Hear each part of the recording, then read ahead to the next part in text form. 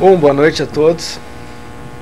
Após a brilhante explanação do professor Telmo, então, falando de apinhamento, coube a mim a falar exatamente o problema oposto ao apinhamento, que seria então o diastema, né? Principalmente o diastema interincisal, que é um fator bastante comum durante o desenvolvimento da dentição e que gera bastante dúvida nos pais e no próprio odontopediatra, querendo saber em que momento esse espaço deve ser fechado ou não, certo? Então eu procurei juntar as causas mais comuns associadas ao diastema interincisal e procurar discutir com vocês aqui, certo? Vai ser uma parte bem resumida, bem objetiva, procurando principalmente o diagnóstico em relação ao diastema interincisal. Vamos ver então o nosso primeiro slide teórico. O que nós poderíamos relacionar em relação ao diastema interincisal? O fator atualmente que mais nos chama a atenção seria quem? O que acontece com o Ronaldinho, né? Um aspecto bastante característico. Então esse diastema ficou tão característico nele que deixou de ser um problema, ele passou ao contrário, a explorar a imagem em relação a esse diastema. Até que talvez se fosse fechar esse diastema hoje em dia, talvez ele perdesse um pouco a identidade que tão o caracteriza, principalmente perante crianças e adolescentes. Vamos seguindo na nossa imagem. Então a gente se pergunta, vamos ver o próximo slide. Qual seria a nossa pergunta? Qual seria a etiologia desse diastema do Ronaldinho? Qual seria essa etiologia? Bom, eu não posso responder imediatamente para vocês, mas a gente pode então elucidar os fatores que podem ter levado a esse diastema, e talvez no final da apresentação vocês mesmos possam ter uma conclusão em relação a isso, certo? Vamos então ver quais seriam esses principais fatores. A primeira coisa a ser citada é que esse diastema, na maioria das vezes, ele é normal. Durante o desenvolvimento da dentição, ele é normal, o diastema. E nós vamos ver por quê, certo? Uma outra causa bastante associada seria os dentes ausentes. O dente ausente mais frequentemente associado ao diastema seria o incisivo lateral superior, incisivo lateral permanente superior. Um terceiro item relacionado também ao diastema seria o tamanho dos dentes. Como assim o tamanho dos dentes? Bom, nós podemos ter dentes muito pequenos em relação ao tamanho da arcada, como o professor Telmo falou anteriormente, e ao invés de nós termos dentes grandes em relação ao tamanho da arcada, podemos ter a situação inversa, dentes muito pequenos em relação a uma arcada muito ampla. Isso também vai nos dar um diastema. Também podemos estar diante de dentes supranumerários, ou seja, um dente excedente no espaço da linha média. Esse dente geralmente é o mesiodens, que se coloca nessa posição. E por fim, o freio labial superior. E foi de propósito que eu deixei o freio labial superior por último, porque existe uma associação muito direta entre diastema e freio. E, na verdade, isso não é muito correto, né? Na realidade, a incidência do freio associado ao diastema ela é bastante pequena. Vamos em frente, então. Vamos falar primeiro, então, do diastema normal. Então, esse trabalho clássico publicado por Broadbent em 1941, ele ilustra bem, com bastante precisão, o desenvolvimento da dentição. Então, o que acontece? Os incisivos, eles já no momento da formação das coroas, durante a formação das raízes, ainda durante a sua erupção, as raízes ficam, de certa maneira, confinadas pelas coroas dos caninos, certo? E à medida que esses dentes vão erupcionando, existe a necessidade que essas coroas elas se posicionem de forma divergente, ou seja, existe uma convergência de raízes em função do desenvolvimento das coroas dos caninos que estão posicionados próximos aos ápices dos incisivos laterais. À medida que o canino vai erupcionando, vamos passar a próxima imagem. À medida que o canino vai erupcionando, nós ainda estamos aí numa etapa ainda descrita pelo autor, pelo Broadbent, né? Ainda existe uma certa inclinação para a distal dos incisivos laterais, né? Mas agora nós vamos ver que agora o canino termina de erupcionar e o diastema então fecha e também existe uma possibilidade de divergência entre as raízes.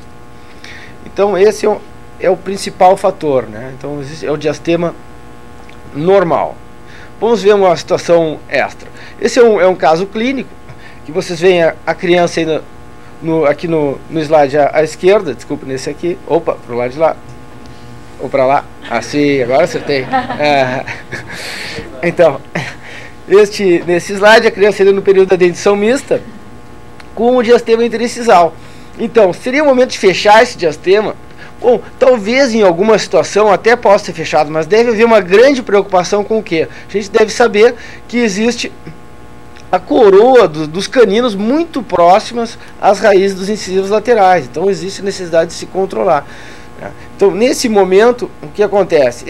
Esse tratamento foi realizado como? Não foi realizado nenhum tratamento, apenas observamento do desenvolvimento da dentição. Então, quando os caninos vêm, eles completam com o material dentário necessário para o fechamento do espaço. Então, o próprio canino promoveu esse fechamento do espaço. Certo? Vamos tentar ver radiograficamente o que acontece. Então, nessa imagem, vocês vejam os caninos lá bem próximos, inclusive com uma certa inclinação mesial, né? Uma certa inclinação mesial, e tendendo a confinar essas raízes dos incisivos laterais e também dos incisivos centrais. E mesmo na radiografia nós podemos observar o diastema. Então, nesse momento, pode gerar um certo pânico na mãe ou no dentista, no odontopediatra, ou esse canino está tendendo a erupcionar em direção ao incisivo lateral. E esse diastema eu tenho que fechar para conseguir o espaço, certo? Mas muitas vezes o que nós temos que fazer? Apenas observar esse desenvolvimento da raiz do canino, que ela vai estar associada com a erupção do canino. E a seguir, nas próximas duas imagens, vocês vão ver que o canino começa a erupcionar. Vejam a raiz já bem formada, né? A raiz já... Ops, estou me perdendo aqui com a mão. A raiz bem formada, tá? E o canino erupcionando. Próximo slide, esse canino erupcionou e o diastema está completamente fechado. Então a gente teve o exemplo clínico e radiográfico do que acontece. Então existe a necessidade de a gente observar esse desenvolvimento da dentição e compreender bem o que acontece do ponto de vista então fisiológico, certo? Vamos ver a causa seguinte do diastema, por favor. É o nosso próximo slide. Não, passamos um a mais. Então o que acontece? Já Taylor, em 1939, eu gosto de citar essas literaturas bem antigas para ver que esse assunto ele vem sendo estudado há bastante tempo, né? Então, se nós formos examinar as crianças aos 6 anos de idade, 97% delas vão ter diastema. E ele vai diminuindo gradualmente, até que, após os 12 anos, ou seja, quando já erupcionou o canino permanente superior, esse diastema vai ter uma incidência de apenas 7% dos casos. Certo? Então, esses 7% é que estariam, talvez, associados com as próximas causas que eu vou tentar elucidar aqui. Certo? A primeira delas seria o incisivo lateral ausente. O incisivo lateral ausente, o que acontece?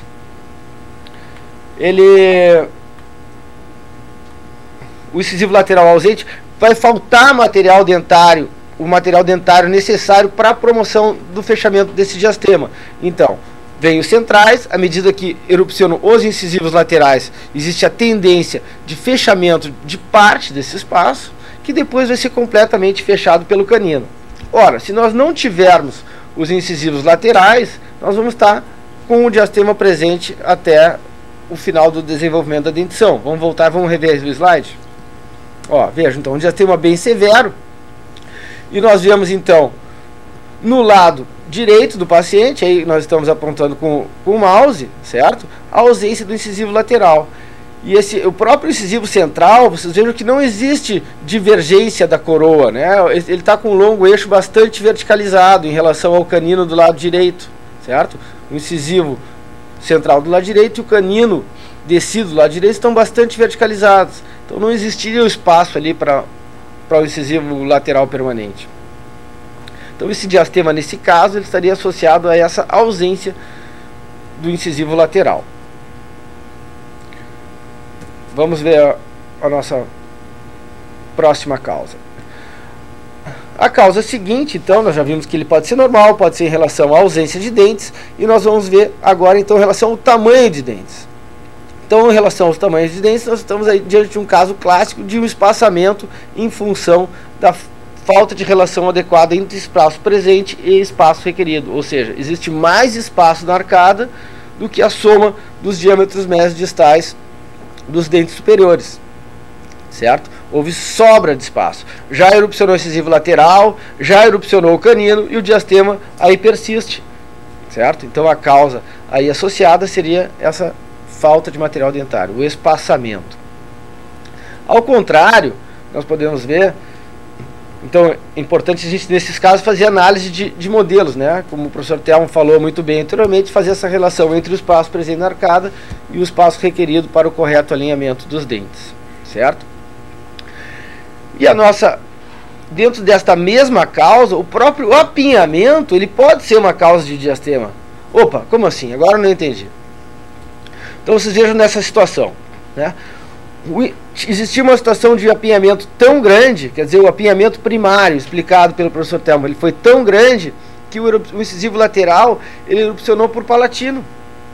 Então ele não fez o papel de fazer uma certa pressão para os incisivos centrais fecharem esse espaço. Então eles colocando totalmente por palatino, seria como se ele estivesse ausente dessa posição, certo?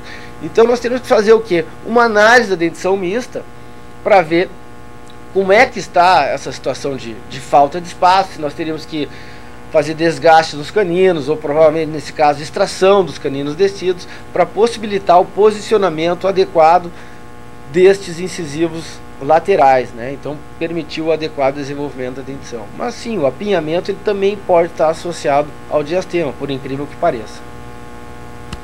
Vamos em frente. Temos aí então o incisivo lateral conoide, esse é o mesmo caso da situação anterior. Então o que acontece? O incisivo lateral conoide, ele, a mesma forma que o incisivo lateral ausente, ele pode ser um incisivo lateral conoide ou ele pode ser um incisivo lateral de tamanho diminuído. Ele não vai suprir a arcada com o material dentário necessário para o correto fechamento dos espaços, ok? Então, assim como a ausência, ele vai estar promovendo o quê? Vai estar faltando material dentário que, durante a erupção do incisivo lateral, ajude no fechamento do espaço. Mesmo após a erupção do canino, com o incisivo lateral pequeno, o espaço vai permanecer. Então seria uma outra causa relacionada ao tamanho dos dentes. Ok? Vamos ver o que nós temos a seguir. Aqui nós temos então, falamos do diastema normal, o diastema associado à ausência dos dentes, ao tamanho dos dentes, e agora nós chegamos nos diastemas relacionados a dentes supranumerários, ou seja, tem um dente a mais aí, e posicionado aonde? Justamente na linha média, né? Vejam aí essa imagem, o chamado mesiodens, Então esse dente ele deve ser extraído o quanto antes, né? Ainda mais agora nessa situação, vocês vejam que ele já está presente na boca, deve ser extraído assim que possível para possibilitar então que essa dentição tenha o seu desenvolvimento normal e que possa ser fechado esse diastema. Vamos observar radiograficamente como acontece. Então vocês vejam a imagem do livro, radiografias tiradas do livro do Graeber, e nós vemos o que então? Na imagem à minha direita, nós vemos o que? As raízes dos incisivos centrais chegam a estar divergentes, né, com uma dilaceração em função da formação do supranumerário aí nessa região. Vejam, essa cirurgia já seria bem mais complexa, né? Próxima dos ápices, seria um caso um pouco mais difícil, mas esse dente deve ser extraído, certo? No slide aqui embaixo, nessa imagem aqui embaixo, a gente pode verificar o que? Um incisivo, um mesiodens, mesiodens erupcionando em direção à fossa nasal, quer dizer, ele está totalmente invertido. Esse diagnóstico só vai ser feito através de uma imagem radiográfica. Caso contrário, esse diastema bastante severo ia permanecer aí nessa situação e talvez, se não fosse feita uma radiografia, poderia algum clínico desavisado tentar fechar esse diastema e provocar, na realidade, uma reabsorção nas raízes dos incisivos centrais, certo? Nós vamos em frente. A seguir nós temos o que? A protrusão dos incisivos superiores, como também sendo uma causa dos diastemas. Ou seja, nessa situação, os incisivos laterais já erupcionaram, os incisivos, os caninos ainda estão por erupcionar, mas nós já temos esses dentes bem diastemados em função de uma inclinação excessivamente vestibular desses dentes, certo? Em alguns casos, isso pode estar relacionado com o quê? Pode estar relacionado com um hábito, como vocês viram no slide anterior. Pode ser um hábito de sucção de chupeta, pode ser um hábito de sucção de polegar, que esteja deixando esses dentes projetados para vestibular, né? Então promovendo um alongamento do comprimento do arco e com isso então espaçamento entre os dentes. Por outro lado, também pode estar associado com uma situação genética de toda a arcada superior posicionada à frente em relação à arcada inferior, certo? Uma chamada classe 2 de Engel. Então todos os dentes superiores estão à frente e promovendo então esse espaçamento entre os dentes. Seria mais uma causa de diastema, né? Talvez o tratamento adequado para esse tipo de caso seria já um tratamento corretivo, com utilização de aparatologia fixa, um tratamento bem mais complexo, certo? Mas vamos em frente, vamos ver mais a nossa próxima causa. A nossa próxima causa, nós chegamos finalmente então no freio labial superior, certo? O freio labial superior, ele, por incrível que pareça, ele está associado ao diastema verdadeiramente em apenas 3,8% dos casos. Quer dizer, são muito poucos casos que realmente o diastema está associado ao freio labial superior. O que acontece com o freio? Na realidade, o freio ele começa, vocês vejam, numa dentição decídua, né? Aqui no slide à minha direita, nós vemos uma dentição decídua com freio com uma inserção bastante baixa. Ok? Mas com o crescimento alveolar que vai acontecer, ou seja, quando os incisivos começam a erupcionar, a tendência é que o freio fique estacionário nessa posição onde ele está, tá? E com o passar dos anos nós teremos então um freio com a inserção mais alta. Já no slide, na figura aqui embaixo, nós temos uma situação diferente. O freio labial ele já está com uma inserção bastante fibrosa num estágio de desenvolvimento mais adiantado. Então nós já estamos realmente numa situação, provavelmente num desses casos que se encaixam nesses 3,8% de incidência, ok? Vamos em frente. Então aqui eu mostro para vocês a estrutura embrionária do freio labial superior, que na parte mais superior, né, na parte mais vestibular entre os rebordos, nós temos o que? A papila, o freio labial, exatamente isso que eu gostaria de mostrar com o mouse, ali a papila palatina, e por palatina a papila palatina e por vestibular o freio. Isso na realidade seria uma estrutura única, né? Uma estrutura única embrionária. Já no nascimento, geralmente essa estrutura já está dividida em duas estruturas, o freio labial superior e a papila palatina. E com o crescimento, desenvolvimento da arcada, isso vai então se distanciando, vão ficando cada vez mais distanciadas essas duas estruturas. Vamos ver a próxima imagem. Entretanto, muitas vezes não existe essa separação das duas estruturas. E aí, nesse caso, então, é que nós teremos finalmente o freio labial superior associado ao diastema. E como nós faríamos esse diagnóstico? Puxando o lábio superior para cima e para frente. E quando puxamos o lábio para cima e para frente, nós vemos na imagem aqui embaixo que existe o quê? Uma isquemia que vem do lábio, passa pelo diastema e vai até a papila palatina. Então esse seria o diagnóstico adequado do freio labial superior, então com inserção baixa, que deveria então ser feita a recessão desse freio após a erupção dos incisivos laterais. Vejam que nos dois casos nós já temos os incisivos laterais permanentes e nós já temos os caninos permanentes também erupcionados, certo?